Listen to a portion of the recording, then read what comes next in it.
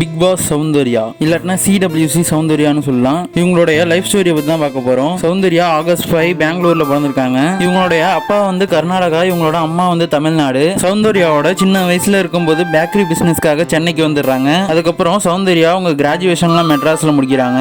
மெட்ராஸ்ல முடிச்சதுக்கு அப்புறம் ஒரு சில ஆடிஷனுக்காக தேடி அலைஞ்சிருக்காங்க. போன இடத்துலலாம் என்ன வாய்ஸ்ன்னு சொல்லி பலரும் அசிங்கப்படுத்திருக்காங்க. அதெல்லாம் ஒன்னுத்தையும் பொருட்படுத்தாம 2018 வில்லா டு வில்லேஜ்ங்கிற டிவி ஷோல கலந்துக்கிறாங்க. அந்த ஷோக்கு அப்புறம் நிறைய உங்களுக்கு சான்ஸ் கிடைக்குது படத்தில் நடிக்க. 2018 தமிழ் படம் 2, 2019 ஆதித்ய வர்மா, 2020 தர்பார் போன்ற பல படத்துல நடிச்சிருக்காங்க. எல்லா இடத்துலயும் அசிஸ்டன்ட் ரோல் தான் கிடைச்சது. 2024 பிக் பாஸ்க்கு போயிட்டு வந்ததுக்கு அப்புறம் இவங்களுக்கு இருந்த ஃபேன்ஸ் டபுள் மடங்கு ஆயிடுச்சு. அது மூலமா இப்ப குக்கு வித் கோமாளியும் கலந்துட்டு இருந்திருக்காங்க.